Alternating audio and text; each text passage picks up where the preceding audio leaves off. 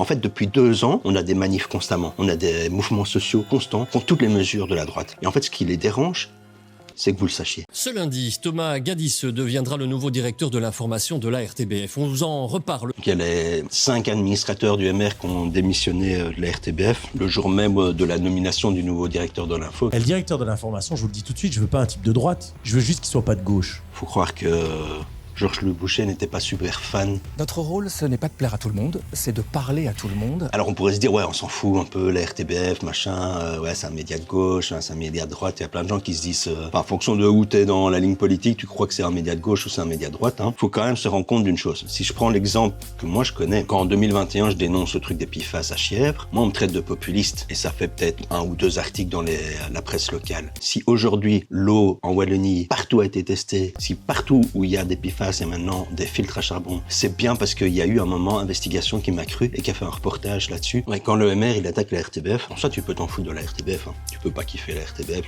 c'est ton choix.